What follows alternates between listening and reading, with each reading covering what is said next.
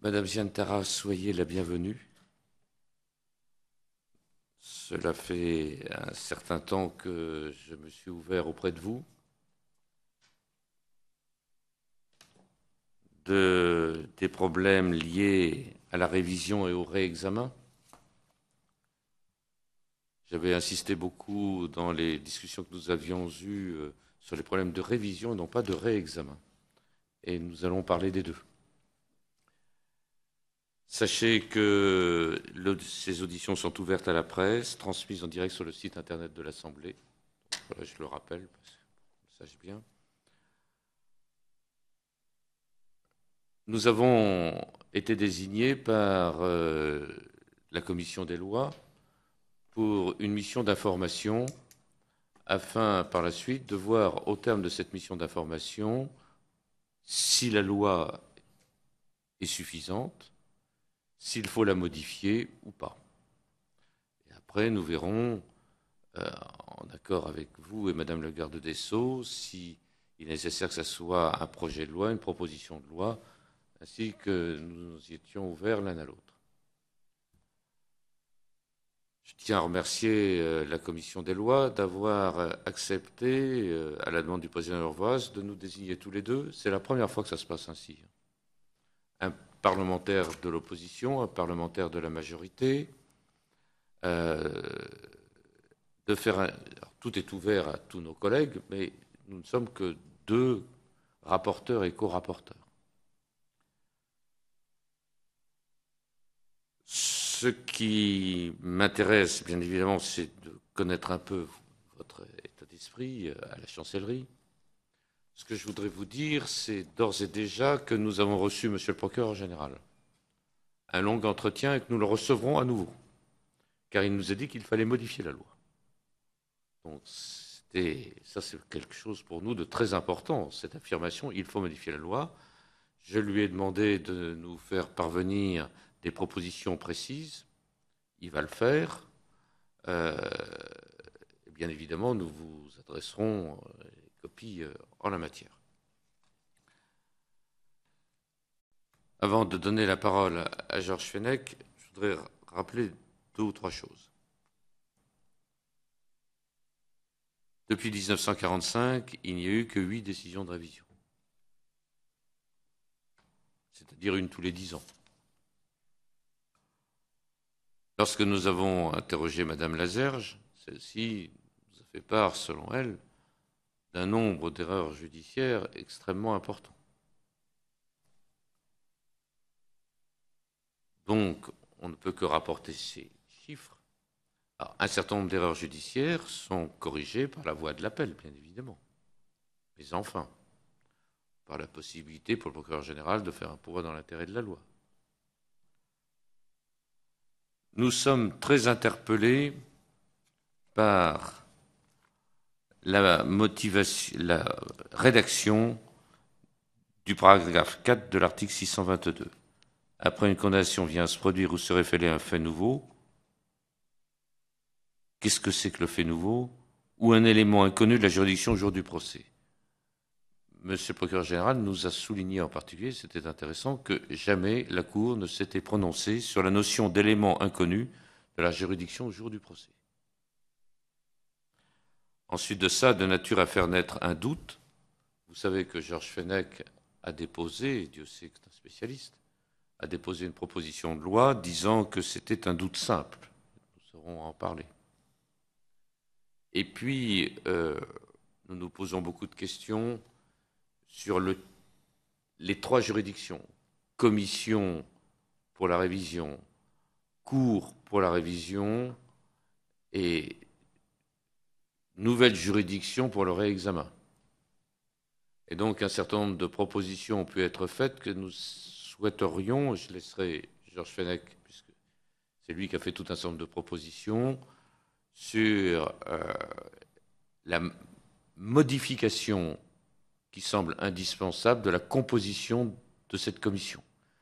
Et en particulier également sur la désignation des membres, a priori, et non pas en fonction de chaque affaire, de la Cour de révision. puisque, d'après ce qui nous a été expliqué, ces magistrats sont désignés à un moment donné par tel ou tel responsable sans qu'il y ait une désignation préalable. Donc ça, c'est un élément important et tout le monde a estimé qu'il devait y avoir une modification là-dessus. Ensuite, nous aurons à vous poser des questions sur les problèmes de réexamen.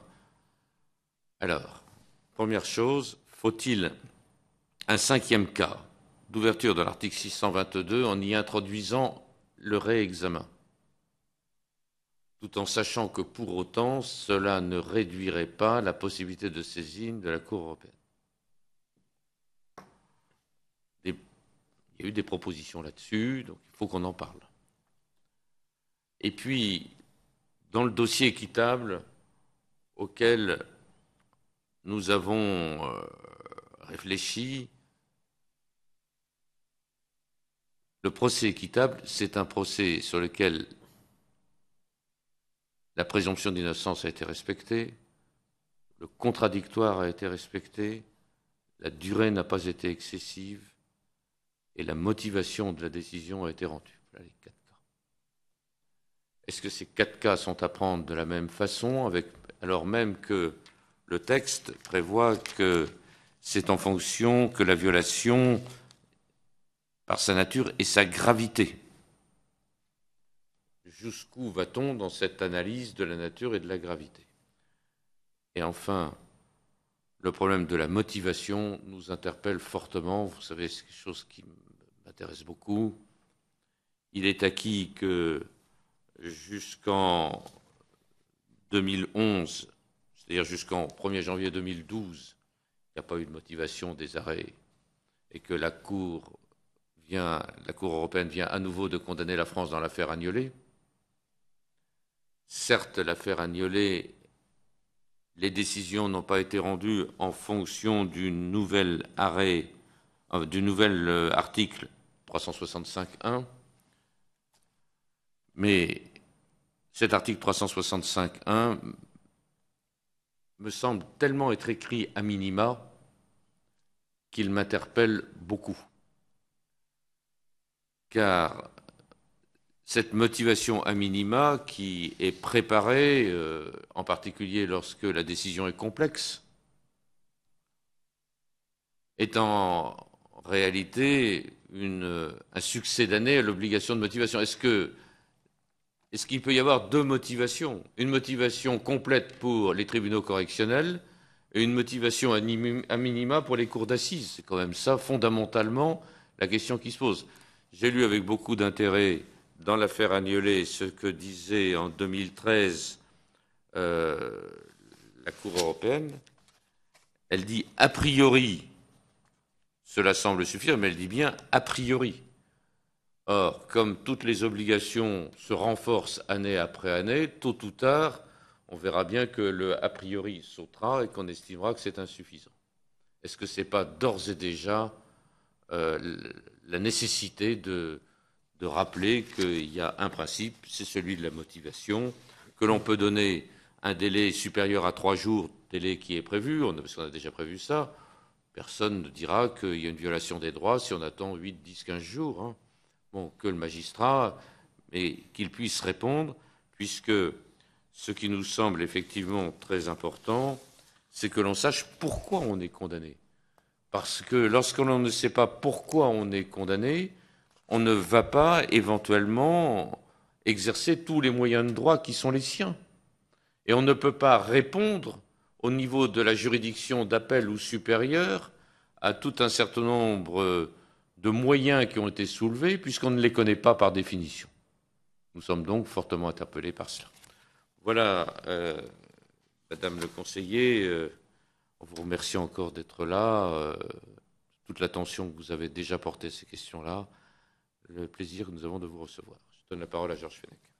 Oui, je vous remercie également, Madame Zientara, d'avoir répondu à notre invitation. Et votre audition est attendue pour plusieurs raisons, et notamment le fait que vous soyez chargé donc la législation pénale au cabinet du garde des Sceaux. Votre point de vue est particulier est important. Et vous avez aussi l'expérience vous-même, vous avez été avocat général dans le cadre de l'examen de la demande en révision de la condamnation de Maurice Agnolet. Donc vous avez pu avoir cette expérience de la pratique de la révision. Et je remercie aussi Alain Tourret d'avoir rappelé que moi-même j'avais déposé une proposition de loi lors d'une précédente législature. Et j'en terminerai en disant aussi que je m'interroge beaucoup sur la motivation des arrêts de cour d'assises sous forme un peu de QCM, de questions à choix multiples. Est-ce qu'il ne faut pas aller au-delà? Et je m'interroge aussi sur, tant au niveau de la composition que de la procédure suivie, on peut dire sui generis par cette instance, ne mériterait pas d'être précisée plus opportunément dans un nouveau texte de loi. Et puis enfin, aussi la question du doute. Quel est ce doute qui peut permettre d'entraîner un nouvel réexamen? Est-ce qu'il est opportun de qualifier ce doute dans une loi, ou doit-on le laisser à la totale appréciation des magistrats? Je vous remercie pour votre intervention.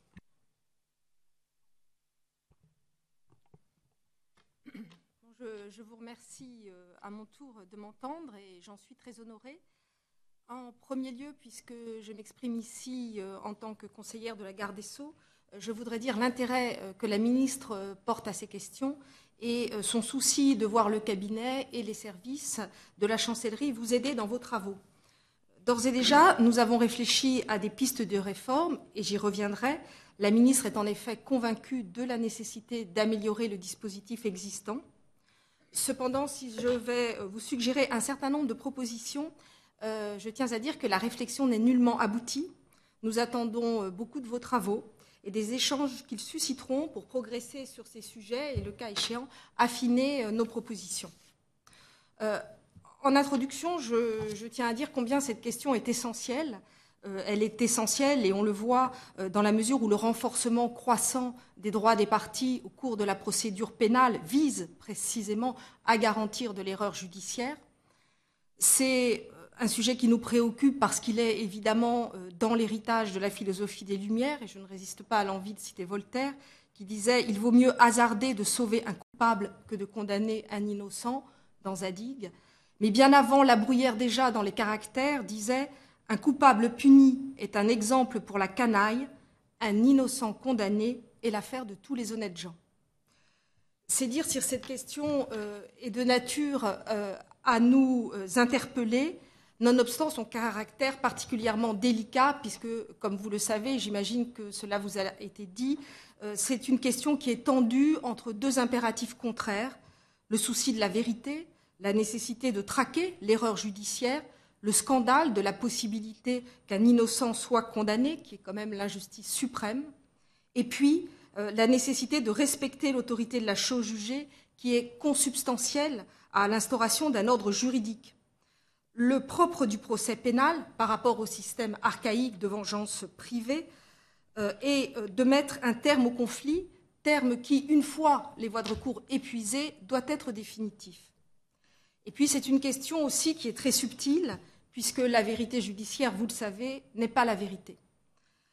Aux assises comme en correctionnel, la loi n'exige pas de preuves formelles pour la condamnation d'un individu. C'est là le principe de l'intime conviction, soit la liberté absolue dans l'appréciation des éléments de preuve.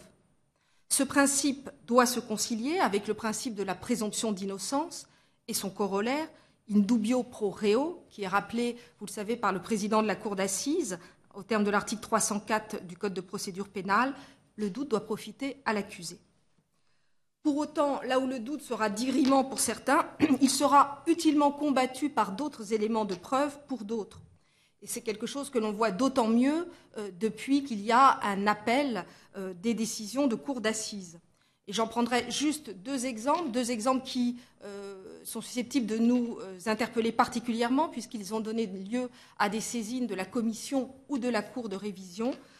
L'affaire Agnolet, dont on parlait tout à l'heure, puisque Maurice Agnolet a été successivement acquitté par une cour d'assises pour le meurtre d'Agnès Leroux, puis condamné, avant que la commission de révision ne fasse pas droit à sa demande de saisine de la Cour.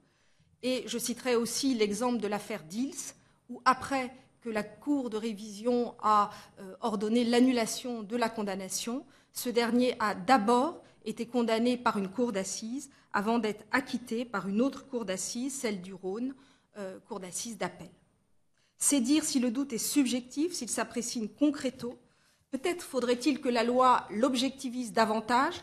On pourrait à cet égard s'inspirer peut-être de la jurisprudence de la Cour européenne, selon laquelle la présomption d'innocence ne doit céder que lorsque la culpabilité de la personne est établie, et là je cite, « au-delà de tout doute raisonnable ». En tout cas, la réflexion sur la notion de doute, comme au demeurant celle sur la motivation des arrêts de cour d'assises, est certainement à avoir à l'esprit quand on envisage non plus l'amont de la condamnation, mais l'aval, sa remise en cause, une fois celle-ci définitive. Cette notion de doute en aval de la condamnation a été introduite, vous le savez, par la loi de 1989, du 23 juin 1989, dans la procédure de révision. Il faut relever à cet égard l'apport de la loi de 1989, qui est très important. Pour mémoire, elle crée le dispositif actuel, elle met fin au filtrage par le garde des Sceaux et crée la commission de révision. Elle modifie le 4e cas d'ouverture, celui qui, vous le savez, est le plus utilisé. Anciennement, ce 4e cas d'ouverture prévoyait qu'après une condamnation, un fait vient à se produire ou à se révéler, ou lorsque des pièces inconnues lors des débats sont représentées, de nature à établir l'innocence du condamné. La loi a modifié ces termes, d'une part en substituant à la notion de pièces inconnues lors des débats celle d'éléments, qui est incontestablement une notion plus large, et en n'exigeant plus que cet élément nouveau, cette pièce inconnue, établisse l'innocence, mais en considérant qu'il suffisait qu'elle soit de nature à faire naître un doute sur la culpabilité du condamné.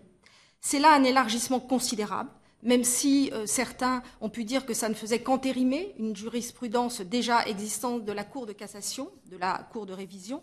Mais à cet égard, il faut souligner que dans la jurisprudence de la Cour de révision, il était jusqu'alors fait état d'un doute sérieux. Cet adjectif sérieux n'a pas été repris par le législateur de 1989 et cela est certainement porteur de sens. Alors, quels sont les effets de cette loi de 89 ? Elle a entraîné très certainement une augmentation du nombre des requêtes traitées par la Commission. Celle-ci est saisie d'environ 130 requêtes par an. Elle a ensuite entraîné une augmentation du nombre des saisines de la Cour, mais cette augmentation est certainement très légère. Les statistiques d'avant 1989 sont difficilement disponibles, elles sont en cours d'étude. On a déjà des éléments sur 6 années, entre 83 et 88. Entre 83 et 88, il y a eu 19 saisines de la Cour et 10 annulations, en 6 ans donc. Si on compare après la loi de 89, et si on prend de la même façon 6 années, entre 2004 et 2009, on a 22 saisines de la Cour et un nombre d'annulations de 13. On voit donc que l'augmentation est relativement légère.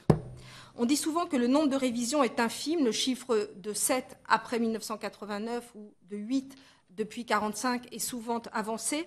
Il faut préciser à cet égard qu'il s'agit uniquement du chiffre des révisions en matière criminelle. En matière correctionnelle, le nombre des révisions est nettement plus important. On lit aussi, pour en revenir aux criminels, aux révisions dans les affaires criminelles, on lit aussi parfois dans les médias le chiffre de 5 après 89. C'est parce que sur les 7, il y a une affaire de stupéfiants dont l'opinion publique n'a pas forcément en tête le fait qu'elle puisse être criminelle, et une affaire de viol sur 2 personnes pour laquelle la Cour de révision a annulé les faits concernant une des 2 victimes qui s'était rétractée, annulation qui a été faite sans renvoi. Mais pour en revenir aux affaires correctionnelles, depuis 1989, il y a eu 39 décisions d'annulation de condamnation correctionnelle. Donc 39 révisions donnant lieu à un renvoi ou à une révision sans renvoi. Alors, est-ce trop peu ? Il ne m'appartient pas de le dire. Je sais que la présidente de la CNCDH vous a parlé d'un nombre important d'erreurs judiciaires. À cet égard, nous souhaitons avoir des éléments de droit comparé précis. Des demandes ont été faites, je crois, de votre part. Elles sont en cours de traitement. il est assez difficile d'avoir ces chiffres, donc c'est la raison pour laquelle nous n'avons pas encore tous les éléments, et de surcroît d'établir une comparaison pertinente dans la mesure où beaucoup de systèmes européens ne sont pas complètement comparables aux nôtres, notamment parce que la procédure de révision est fusionnée avec celle de réexamen après décision de condamnation de l'État par la Cour européenne des droits de l'homme. Toutefois, quand même, une première indication avec les Pays-Bas que je peux déjà vous donner, sachant que les Pays-Bas ont justement fusionné ces deux procédures, mais on a là des ordres de grandeur qui sont quand même intéressants. On a en 2008 22 révisions, en 2009 44, en 2010 7 et en 2011 14. Donc on est sur des ordres de grandeur qui ne sont pas évidemment comparables aux nôtres. On peut aussi se demander où, dans la jurisprudence de la Cour de révision, est exactement le curseur entre le fait nouveau ou l'élément nouveau de nature à créer un doute et celui de nature à établir l'innocence du condamné. Dans les affaires criminelles que j'évoquais tout à l'heure, toutes les révisions avec renvoi ont donné lieu à une décision d'acquittement, sauf dans l'affaire Dils, où, comme je le disais, il y a eu 2 décisions contraires avant que Dils ne soit acquitté.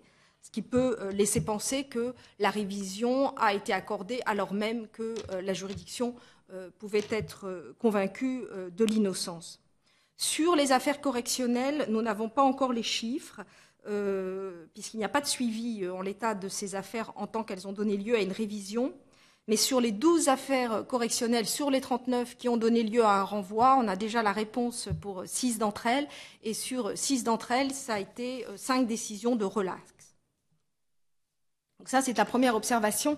La deuxième, c'est qu'il y a un hiatus qui peut être perçu par l'opinion publique entre les décisions de la Commission et celles de la Cour. Alors ce hiatus s'explique évidemment si on se situe sur un plan juridique et procédural, mais on comprend bien que ce hiatus, dans certaines affaires, a pu apparaître incompréhensible à une partie de l'opinion publique. Évidemment, ce fut le cas dans l'affaire Seznec et de façon encore plus prégnante dans l'affaire Dany Le Prince, puisque vous le savez, la Commission a ordonné la mise en liberté de Dany Le Prince, tandis que la Cour l'a réincarcéré et a considéré qu'il n'y avait pas lieu à révision.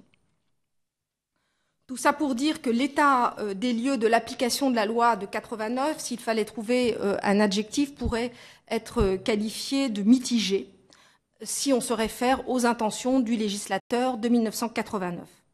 Et c'est la raison pour laquelle la ministre entend mener une réflexion pour élargir les possibilités de révision, et ce, évidemment, dans le respect du principe de l'autorité de la chose jugée et dans le souci de ne pas faire de la Cour de révision un 3e degré de juridiction. Alors, quelles pourraient être ces pistes ? Je vais les évoquer successivement dans un ordre classique, en commençant par les cas d'ouverture, la procédure, les organes, et enfin aborder avec vous la question des scellés. En ce qui concerne les cas d'ouverture, vous savez, actuellement, il y a 4 cas d'ouverture. Premièrement, quand la victime d'un homicide est vivante, quand il y a contradiction entre 2 condamnations, quand il y a un faux témoignage avéré, et enfin ce fameux 4e cas qui est de loin le plus utilisé, avec celui relatif à 2 décisions définitives inconciliables. On peut s'interroger effectivement sur la fusion de ces 4 cas. Certains ont posé la question. S'agissant d'une victime d'homicide vivante, il est évident que c'est un fait nouveau qui donnerait lieu à révision. S'agissant des 2 autres cas, le 2e et le 3e, la question mérite à notre sens une expertise approfondie, parce qu'il s'agit de cas qui, une fois que les conditions sont établies, entraînent quasi de plein droit la révision. Alors que le 4e cas suppose l'appréciation que vous connaissez, à savoir que l'élément est de nature, ou le fait nouveau est de nature à faire naître un doute sur la culpabilité. On peut imaginer, par exemple, en matière de faux témoignage, qu'un des témoins soit condamné pour faux témoignage et que pour autant la Cour estime que son témoignage n'a pas été déterminant et qu'il y en a suffisamment d'autres non remis en cause de nature à établir la culpabilité. Donc fusionner ces cas de révision pourrait avoir l'effet, qui ne serait pas forcément l'effet attendu, de se priver de possibilités de révision dans certains cas. Même si, je le reconnais, ils sont fort peu utilisés. Se pose ensuite la question de la réécriture du 4e cas. Je dois dire que la ministre souhaite engager un travail de réflexion sur une possibilité de réécriture de ce 4e cas dans 2 directions, éventuellement sur la précision du doute. Il s'agirait là, pour le législateur, de donner un signal fort sur le fait qu'il s'agit bien d'un doute, peut-être d'un doute léger, mais en tout cas qu'il n'y a pas lieu à rechercher si l'innocence est établie. En l'absence de preuves absolues, de preuves formelles, de preuves scientifiques de la culpabilité d'une personne, l'édifice fragile de construction des preuves qui, dans la balance, l'ont emporté pour entraîner la condamnation est nécessairement ébranlé par l'existence d'un fait nouveau ou d'un élément inconnu de la juridiction.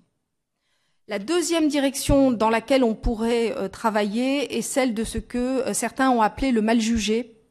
La question qu'on peut se poser, c'est de savoir si un élément déterminant qui n'était pas nécessairement inconnu de la juridiction, mais qui n'a pas été pris en compte par la juridiction, pourrait donner lieu à une ouverture à révision. C'est assez complexe parce que la voie normale pour sanctionner le mal jugé, c'est bien évidemment les voies de recours classiques, l'appel, le pourvoi. Mais il y a des situations où, pour diverses raisons, une personne n'a pas utilisé ces voies de recours. Il y a des exemples de saisines de la commission qui l'établissent. En même temps, trop ouvrir sur ce domaine, notamment dans la matière économique et financière, pourrait présenter un certain nombre de difficultés. Peut-être faut-il quand même faire une ouverture, puis la refermer en exigeant dans ce cas-là, c'est-à-dire lorsqu'il y a un élément déterminant, non pas inconnu de la juridiction, mais que la juridiction n'a pas pris en compte, que cet élément, cette fois, établisse l'innocence et non pas soit simplement de nature à faire naître un doute sur la culpabilité. Il appartiendrait après, au regard de la motivation, au regard éventuellement pour les cours d'assises de l'enregistrement des débats, de savoir si l'élément a été ou non pris en compte par la juridiction. S'il a été pris en compte et écarté, évidemment, il n'y a pas de révision possible. Enfin, il y a une troisième piste qui est évoquée par certains, qui est celle, après le mal jugé, qu'on pourrait qualifier du jugé inéquitable. Et là, la position en l'état est de considérer que le jugé inéquitable n'est pas du ressort de la Cour de révision, c'est du ressort du réexamen après éventuellement une saisine de la Cour européenne des droits de l'homme. Oui, enfin après saisine, non, j'ai dit éventuellement pour répondre un peu à vos observations de tout à l'heure, mais en l'état de nos réflexions, c'est après saisine de la Cour européenne des droits de l'homme. Se pose ensuite, l'autre piste qui pourrait être intéressante serait éventuellement d'élargir les personnes qui sont habilitées à saisir la commission. Actuellement, vous le savez, c'est le garde des Sceaux, le condamné, son conjoint, ses parents et ses enfants. La question peut se poser d'élargir éventuellement aux petits-enfants. On sait que dans l'affaire Seznec, c'était des petits-enfants qui voulaient au départ saisir un petit-fils en particulier. Éventuellement d'élargir au pacsé, puisque c'est un peu la logique d'un certain nombre de dispositions concernant les conjoints. Et puis, plus substantiellement, se pose la question de prévoir une saisine par le procureur général de la Cour de cassation. D'accord. Qui pourrait être, en tant qu'il est une autorité judiciaire indépendante, en tant qu'il saisit déjà la commission de réexamen, en tant qu'il saisit, par exemple, la chambre criminelle d'une demande de dessaisissement d'une juridiction, il nous semble qu'il pourrait être intéressant qu'il saisisse, qu'il ait aussi, lui, la possibilité de saisir la Cour, enfin la commission.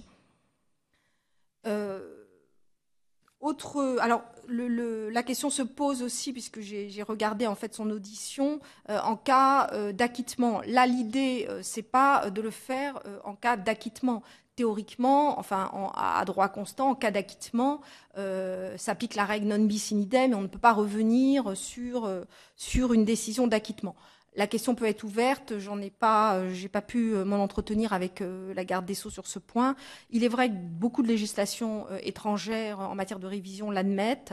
Il est vrai qu'avec les progrès de la science, on pourrait imaginer des éléments de nature à faire établir une culpabilité nonobstant un acquittement. Bon, la question est ouverte, mais l'idée première dans l'entretien, dans les positions qu'a pu prendre à ce stade de la garde des Sceaux, était un droit de saisine de la commission du procureur général de la Cour de cassation, uniquement révision d'une décision de condamnation. En ce qui concerne la procédure maintenant, nous sommes, la garde des Sceaux est en l'état favorable au maintien de 2 organes, la commission d'une part, la Cour d'autre part. La commission nous paraît vraiment indispensable en tant qu'elle est un organe d'instruction, en tant qu'elle est un organe de filtrage. Elle est un organe de filtrage, vous le savez, à 2 titres. Son président peut écarter en cas d'irrecevabilité manifeste de la demande. Et puis ensuite, la commission, lorsqu'elle décide de saisir ou pas la Cour, joue pleinement son rôle de filtrage. Elle est aussi un organe d'instruction extrêmement précieux et protecteur pour les libertés individuelles, en tant que cette instruction est faite par une commission de 5 hauts magistrats de la Cour de cassation. Alors le président, c'est un point qu'il faudrait certainement préciser, a aussi exerce de fait des pouvoirs d'instruction propres, mais il est évident qu'à l'occasion de l'examen en séance non publique de la demande, la question d'investigation complémentaire se pose et est discutée par cette collégialité de l'instruction, ce qui nous paraît quand même tout à fait protecteur vu l'importance de ces affaires. On peut imaginer aussi, bien sûr, que la Cour ait en son sein un ou plusieurs magistrats qui seraient délégués pour l'instruction, mais ça ne nous paraît pas avoir le même poids qu'une commission ad hoc composée de 5 magistrats. Il faudrait certainement à cet égard préciser la terminologie de la commission. Ça n'est pas une commission de révision, c'est une commission d'instruction sur le modèle de ce qui existe par exemple avec la Cour de justice de la République, où on a une commission d'instruction. On pourrait revoir aussi certainement les critères qui autorisent ou qui font que la commission saisit la Cour. En l'état du texte, la commission saisit la Cour des demandes, je cite, qui lui paraissent devoir être admises. Cela crée une confusion parce qu'on a le sentiment que si elle pense que la demande doit être admise, c'est qu'elle considère bien qu'il y a un doute sur la culpabilité, et à ce moment-là, l'appréciation différente, divergente de la Cour peut faire débat. En réalité, elle ne devrait pas saisir la Cour des affaires qui lui semblent devoir être admises, mais des affaires qui lui semblent devoir être examinées. On pourrait peut-être même aller plus loin. Est-ce que la Commission n'aurait pas un rôle qui serait cantonné à rechercher si les demandes ne sont pas manifestement irrecevables? Et à cet égard, son pouvoir d'instruction est très important, puisqu'on a les demandes qui sont rejetées par la commission parce que manifestement irrecevable d'emblée, la personne a déjà fait une demande ou ne relate aucun élément nouveau de nature à ouvrir une procédure de révision.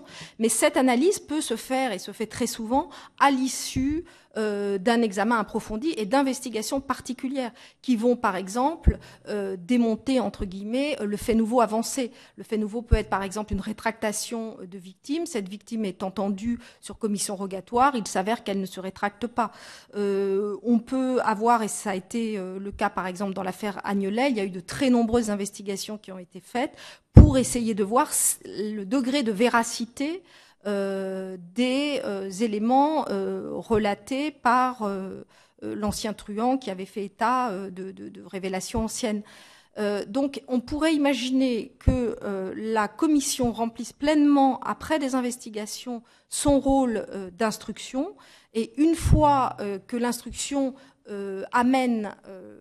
conforte l'idée qu'il y a un fait nouveau ou un élément inconnu de la juridiction, il lui appartiendrait alors de saisir la Cour de révision, dont le rôle serait plus clairement cantonné à l'appréciation de l'effet de ce fait nouveau ou de cet élément nouveau sur le doute possible sur la culpabilité de la personne. En tout cas, une clarification des critères de saisine de la Cour par la Commission nous paraît s'imposer. En ce qui concerne maintenant la procédure menée devant la commission de révision, le texte nous paraît aussi perfectible dans la description des pouvoirs d'investigation de la commission. Ils sont déjà très larges, mais ils sont peu cadrés dans les textes. Ils le sont moins, par exemple, que ceux de la commission d'instruction de la Cour de justice de la République. On pourrait envisager une procédure plus cadrée, avec des possibilités plus formalisées de demande d'actes. En l'état, un dialogue s'installe souvent entre l'avocat, le président de la commission dans cette phase d'instruction. Il pourrait être certainement formalisé davantage. Se pose aussi la question des pouvoirs que pourrait avoir la commission. On a vu dans l'affaire d'Annie Le Prince qu'une personne s'était auto-accusée, cela figure dans la décision publique de la Cour, s'était auto-accusée de tout ou partie des meurtres. Quels sont dans ces cas-là les pouvoirs d'investigation? Est-ce qu'on peut envisager une instruction qui suspende à ce moment-là, une instruction classique qui suspende la procédure de révision? Enfin, il y a là certainement une réflexion à mener. De même, les droits de la victime pourraient être davantage précisés, puisqu'en l'état, ils sont beaucoup mieux précisés pour la Cour de révision qu'ils ne le sont pour la Commission, même si la pratique de certains présidents a été, tel que cela ressort du rapport annuel, d'aviser la victime. Là, ce point nous semble devoir aussi être précisé dans la loi. Enfin, pour en terminer sur la procédure, les organes, il nous paraît évident que la composition de la Cour de révision doit être fixée dans la loi. En l'état, le texte dit que la Cour de révision, c'est la chambre criminelle, et comme vous le soulignez tout à l'heure, Monsieur Touret, cela a pour effet que, selon la procédure classique et normale devant la chambre criminelle, une affaire vient en section, elle vient en formation ordinaire ou elle vient en formation plénière. Ça peut être 2 sections, ça peut être l'ensemble des sections de la chambre criminelle. Ceci devrait être fixé dans la loi, soit que cela reste au sein de la chambre criminelle, avec peut-être 2 formations, suivant qu'on ait une demande de révision dans une affaire correctionnelle ou une affaire criminelle, ou bien alors une formation ad hoc de la Cour de cassation, comme peut l'être la commission de réexamen, avec des magistrats représentants des différentes chambres, et qui seraient nommés en assemblée générale des magistrats. Voilà pour les organes. Oui, quelques mots sur la fusion éventuelle avec la commission de réexamen. A priori, mais là encore sous réserve des investigations que vous pourrez vous-même et des propositions que vous pourrez vous-même faire, cela ne nous semble pas opportun en l'état, dans la mesure où elles ont 2 objets différents. La procédure de révision est une procédure essentiellement fondée sur les faits, un examen en fait des dossiers, ce qui n'est pas le cas de la commission de réexamen. Surtout, la commission de réexamen doit permettre un nouveau procès lorsque le procès a été gravement inéquitable. Mais on peut être coupable tout en ayant pâti d'un procès inéquitable. On peut, du fait du procès inéquitable, avoir eu une sanction non proportionnée à la gravité des faits, par exemple. Ce sont des éléments que la commission et la Cour de révision, quant à elles, ne peuvent pas prendre en compte. Donc là, il nous paraît qu'on est vraiment sur 2 approches très différentes et difficilement compatibles. J'en terminerai avec les scellés, puisqu'il y a eu un certain nombre de propositions en ce sens. Je dois dire que sur ce sujet, ce sujet est quand même plus simple que le sujet de la réforme de la procédure de révision. D'un côté, on a, je l'avais dit en introduction, la difficulté de l'équilibre entre des principes très forts, comme l'autorité de la chose jugée et la nécessité de lutter contre l'erreur judiciaire. Là, dans la balance, ça n'est pas du tout la même chose. On a d'un côté un impératif de gestion des scellés, un impératif budgétaire, et de l'autre, la nécessité de ne pas priver une personne de la possibilité de pouvoir faire un jour la preuve de son innocence si elle est innocente. La raison pour laquelle la ministre souhaite avancer sur ce sujet,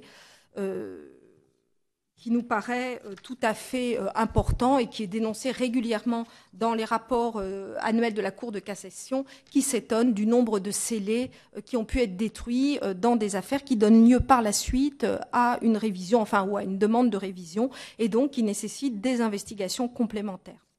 L'article 41-4 du Code de procédure pénale prévoit qu'à l'issue d'un délai de 6 mois, les objets placés sous scellé deviennent propriété de l'État.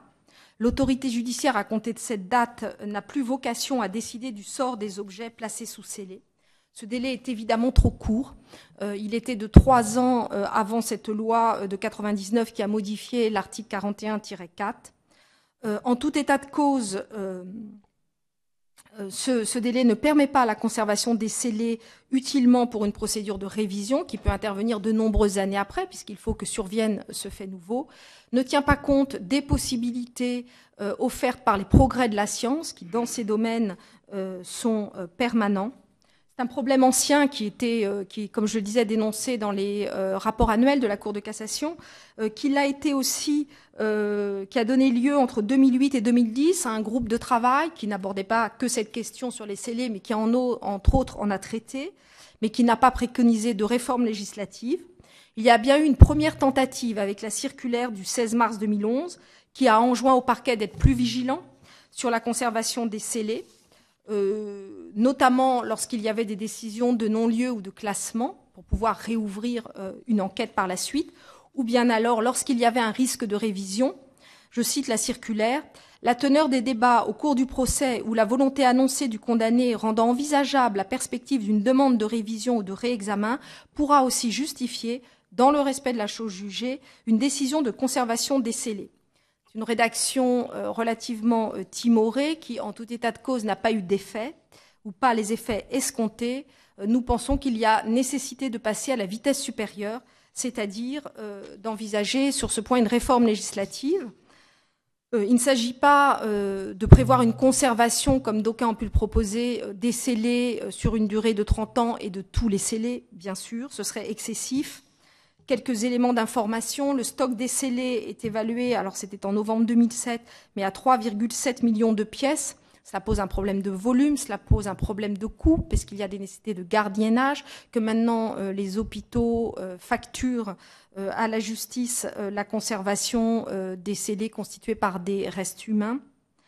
Le coût n'est pas évalué, tout ça est en cours, mais quelques éléments sur le compte général Chorus, par exemple, qui a une entrée particulière pour les scellés, mais qui intègre d'autres éléments d'honoraires juridiques.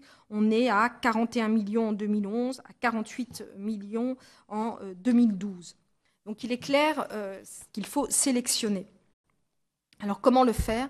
Nous pensons qu'il pourrait être utile de modifier l'article 41-4 pour prévoir que les scellés ne peuvent faire l'objet de remise au service des domaines ou d'une destruction sans une décision préalable du procureur de la République qui vérifierait au regard des éléments de la procédure, notamment lorsque les faits n'auraient pas été reconnus, s'il existe une probabilité non négligeable que la condamnation fasse l'objet d'une demande de révision. On peut même aller plus loin, c'est à l'étude, l'impact sur ces questions est à l'étude, prévoir que dans ce cas-là, le procureur, s'il envisage la destruction des scellés, doit en aviser le condamné qui peut s'y opposer. Dans l'hypothèse où le procureur entend poursuivre quand même la destruction, le condamné pourrait avoir un recours devant la chambre de l'instruction sur cette question. En tout cas, nous y réfléchissons et nous voulons avancer dans le cadre d'une réforme législative sur ce sujet. Voilà, j'en ai à peu près terminé. Voilà, pour vous dire que donc là, en conclusion, que la ministre est tout à fait dans l'idée d'une... Chère Madame Gentara, permettez-moi de vous dire que votre exposé est remarquable. Ça fait tellement plaisir d'entendre une telle clarté et de telles possibilités de suggestion que Georges Fenech et moi-même tenons a priori à vous le dire. Peut-être sera-t-il utile, en fin de notre mission, de rencontrer Madame le garde des Sceaux. Ce que nous souhaiterions en tout cas, c'est avoir le texte écrit de votre intervention pour que nous puissions y réfléchir l'un et l'autre. D'ores et déjà, je voudrais éliminer le problème des scellés en vous disant que ça nous interpelle fortement, qu'un certain nombre de propositions nous ont été faites. L'une des idées qui a été faite, ça serait d'abord de séparer les cas où la culpabilité est contestée par l'accusé des cas où c'est simplement, bien évidemment, un problème de curseur de la condamnation. Nous ne sommes pas dans le cadre du curseur de la condamnation, ça ne nous intéresse pas. Nous sommes dans le cadre de la condamnation ou de l'innocence, bien évidemment. Donc, à partir de ce moment-là, il faudrait éliminer cela.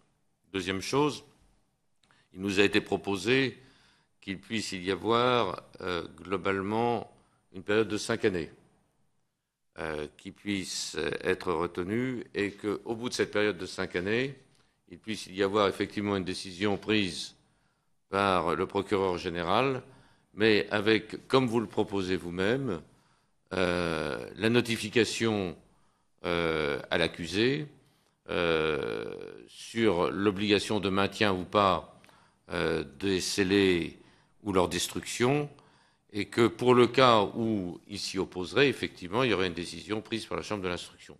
Mais ça se ferait tous les 5 ans, pour qu'on puisse effectivement purger tout un certain nombre de cas comme cela. Donc, nous souhaitons également avoir l'avis du personnel du laboratoire de la police en la matière, pour qu'on puisse avoir notre attention éclairée sur quels sont les scellés qui sont susceptibles dans l'avenir, éventuellement, par leur qualité.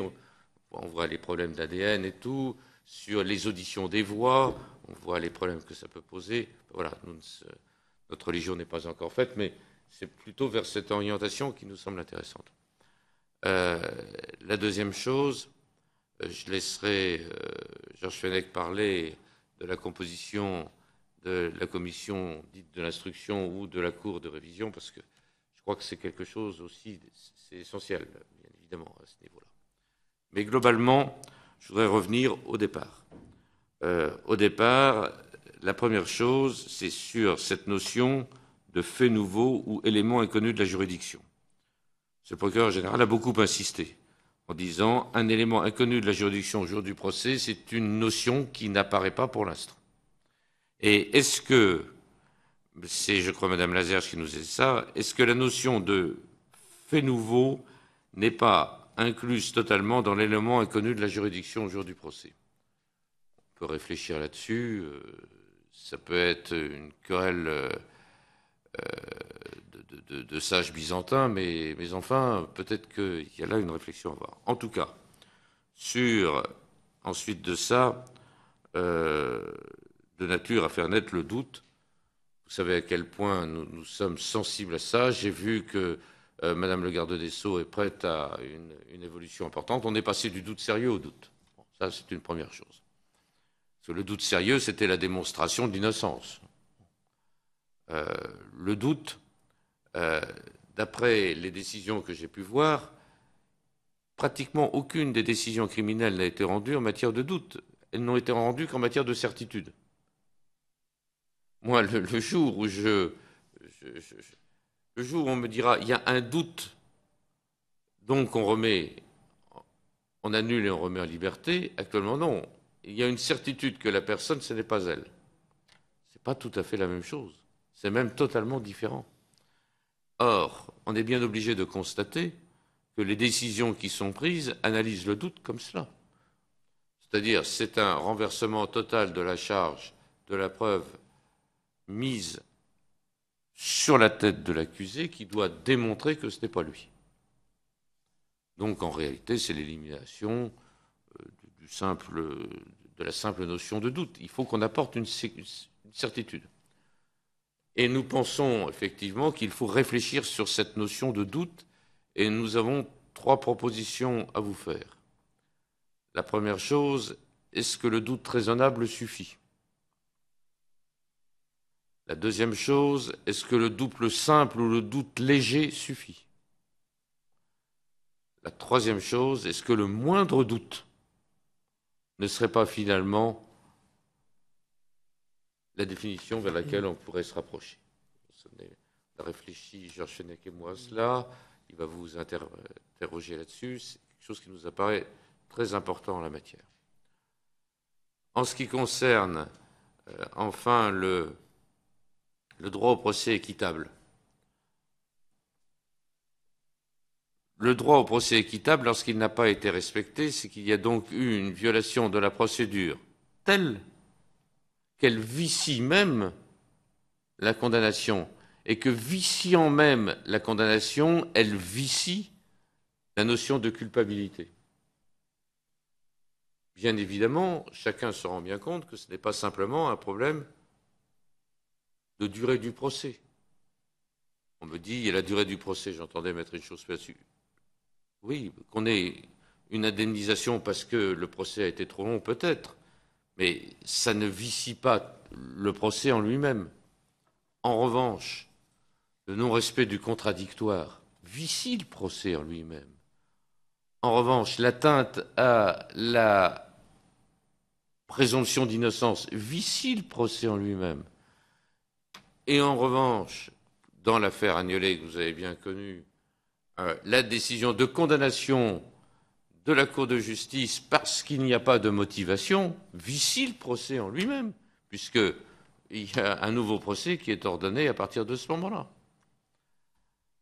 Mais, et j'aimerais avoir votre réflexion là-dessus, et celle de Madame le garde des Sceaux, c'est qu'il faut que ce réexamen s'appuie donc sur une violation qui, par sa nature et sa gravité,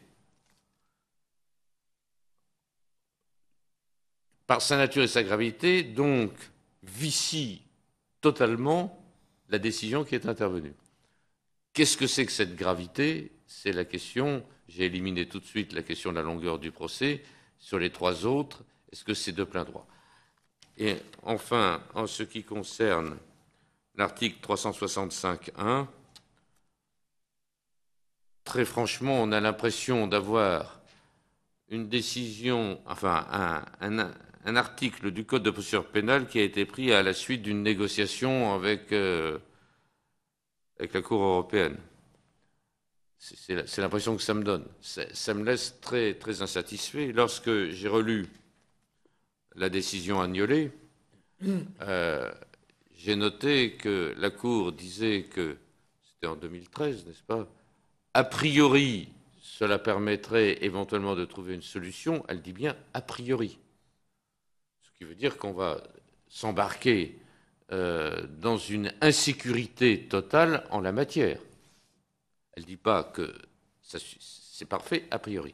Et effectivement, j'ai à côté de moi quelqu'un qui connaît beaucoup mieux les assises que moi, mais ces questions rédigées, très franchement, il y a motivation et motivation. Et on ne peut pas dire que la motivation devant la cour d'assises doit être de moindre qualité que la motivation devant le tribunal correctionnel. Ça serait incompréhensible. La motivation doit être la même.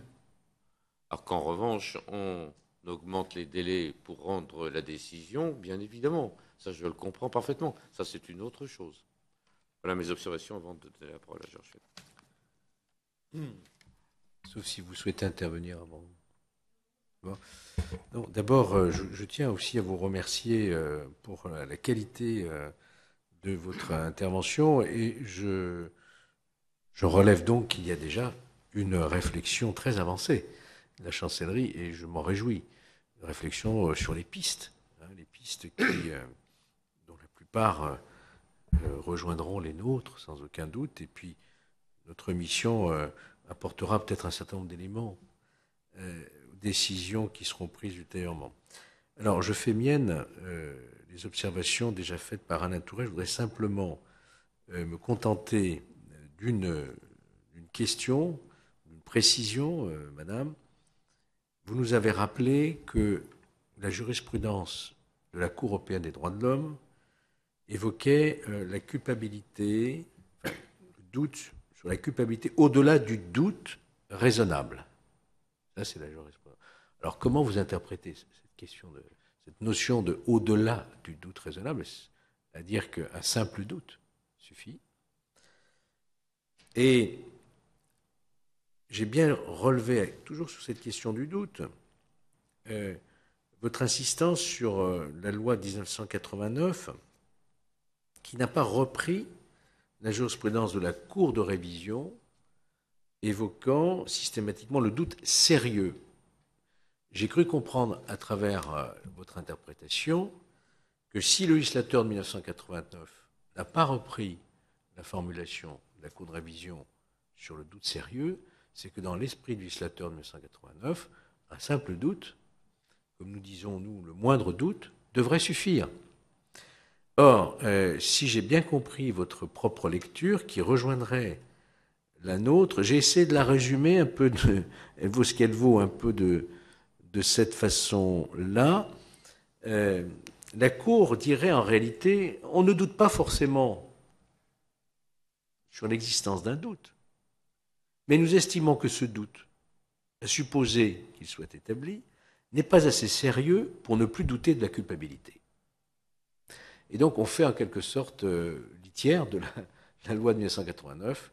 Les magistrats, la Cour de révision, n'est peut-être pas forcément dans l'esprit du législateur qui a mis le curseur un peu plus haut en matière de doute, et sur le doute sérieux et le doute simple. Je crois qu'il va bien falloir que nous posions la question d'une précision législative qui pourrait mieux encadrer, si je puis dire, le raisonnement de la Cour de révision, en la mettant à l'aise d'ailleurs sur la... Parce qu'au fond, ce sont des hauts magistrats qui permettront, le cas échéant, un nouveau procès, et c'est au final un jury populaire qui appréciera la qualité de ce doute. On ne peut pas, à mon avis, laisser des magistrats professionnels, quelle que fût leur importance, leur qualité, s'avancer sur une future décision que pourrait prendre un jury populaire qui n'est pas forcément celle de magistrats professionnels. Voilà. Je voudrais avoir votre précision. Est-ce que j'ai bien compris la manière dont vous avez présenté les choses en faisant référence à la CEDH et la culpabilité au-delà de tout doute raisonnable? Est-ce que votre sentiment aussi, c'est que l'interprétation du doute sérieux, finalement, demeure malgré la loi de 1980? On a le sentiment que la Cour de révision n'a pas changé sa jurisprudence, même si elle n'emploie plus le terme doute sérieux, comme on l'a vu dans l'affaire Seznec. Oui, enfin, je pense que c'est effectivement cela. Le législateur, en parlant de doute et pas de doute sérieux, n'a pas dit doute simple ou moindre doute, mais en creux, il a quand même dit que ça n'était pas un doute sérieux, me semble-t-il. Et peut-être qu'il appartient au législateur aujourd'hui de le préciser de façon encore plus nette. Après, selon quelle terminologie, là, ça devient très compliqué. Doute simple, doute raisonnable, moindre doute. Et c'est la raison pour laquelle j'expliquais en début qu'en réalité, dans la mesure où on a un système qui permet une condamnation sans preuve formelle, il peut y avoir une condamnation alors même qu'il y avait une place au doute, mais que ce doute a été combattu par d'autres éléments. Et donc l'appréciation d'autres éléments qui ont fait que l'intime conviction de la juridiction professionnelle ou des jurés a été en faveur de la culpabilité. Et donc il me semble qu'il faut trouver quelque chose qui indique quand même que dès lors qu'on a un édifice forcément j'allais dire fragile, mais forcément complexe, qui permet de dire que nonobstant des éléments de doute, la culpabilité est établie, il est évident que le fait nouveau doit être, ou l'élément nouveau, examiné à l'aune de cet édifice-là. On ne peut pas traiter de la même façon une affaire où c'est au nom de l'intime conviction qu'on est arrivé à un système de doute, à une condamnation, avec les situations dans lesquelles il n'y avait pas de place au doute. Je ne sais pas si c'est...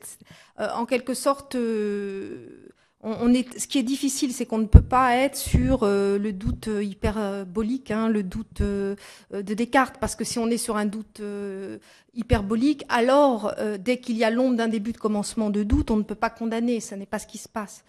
on est sur un doute socratique, c'est-à-dire qui est fait de questionnement, d'une construction intellectuelle par un jeu de questions qui s'inscrivent dans un lien logique et qui aboutissent à la condamnation.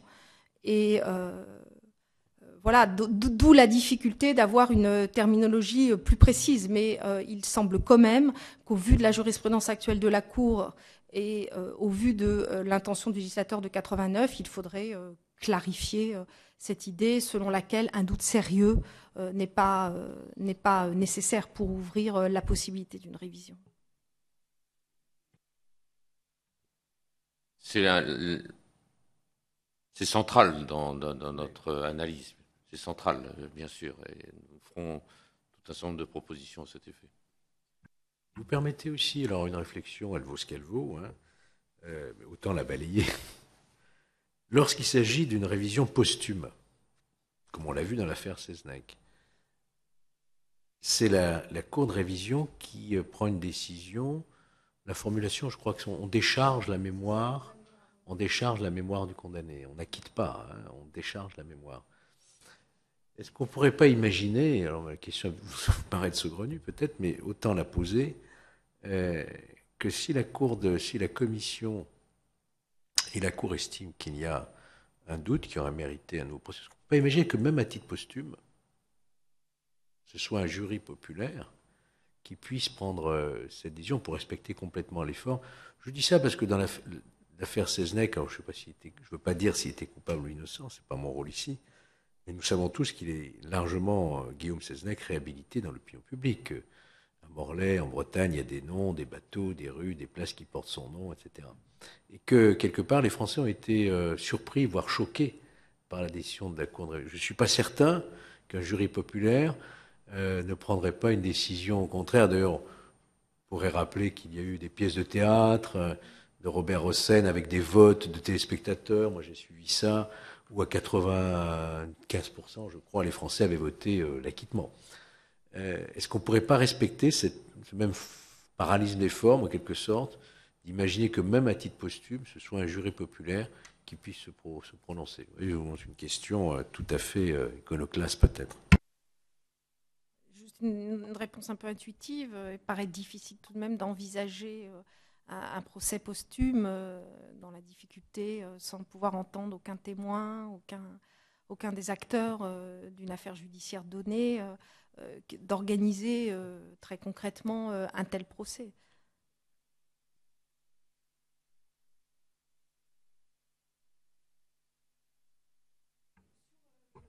Je vais répondre pour ne pas répondre sur les conditions qui permettent un nouveau procès après une condamnation par la Cour européenne.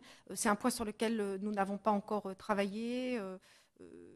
Je n'ai pas du tout précisément la jurisprudence de la Commission, dans quel cas elle refuse parce qu'elle considère que ce n'est pas assez grave. Voilà, c'est quelque chose qu'il faut investiguer davantage. La ministre ne s'est pas du tout positionnée. Je crois que la Commission refuse rarement, sauf sur la durée du procès. Ce que je m'étais permis de faire comme observation entre les 4 cas.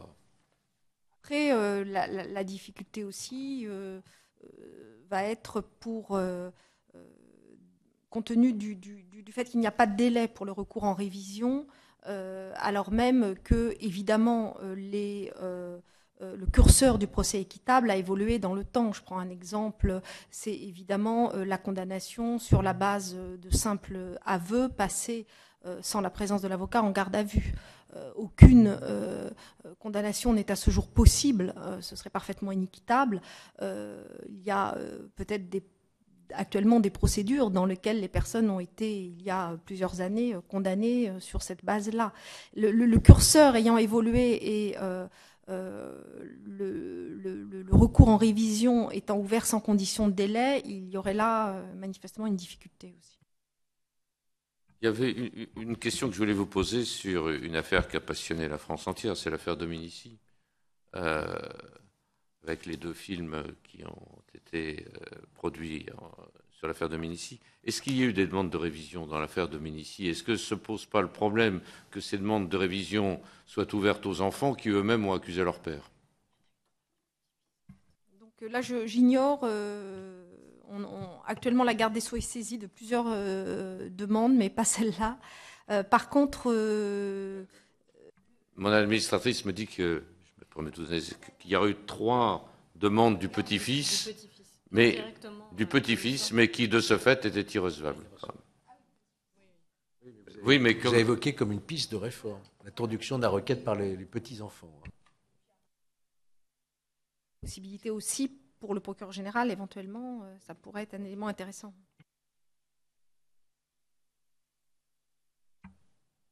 Georges Fenech avait fait une proposition sur la composition de la commission qui s'appuie sur... enfin, peut-être qu'il peut le préciser. Vas-y. Globalement, on prend la commission de révision, certes, serait d'abord une commission d'instruction, ça je crois que tout le monde en est d'accord. Et deuxième chose, la composition, ce serait une douzaine de personnes, d'après ce qu'on nous a pu nous proposer, avec 2 représentants pour chaque chambre de la Cour de cassation, et avec un président de la chambre criminelle. C'était la proposition de Madame Lazerge. Pour la Cour, pour la commission.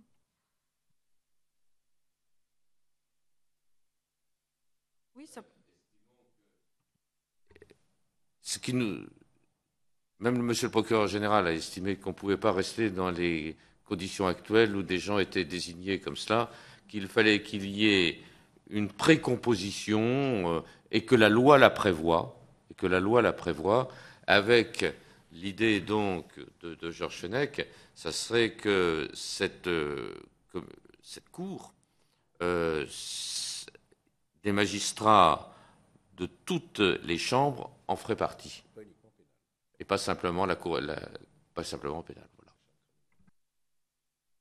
Oui, alors la ministre n'est pas positionnée en détail. Elle est convaincue du fait qu'il est nécessaire qu'une loi préfigure la composition de la Cour. Après, c'est effectivement une des options qu'on peut envisager. Et on est tout à fait prêt à en discuter aussi avec la Cour de cassation.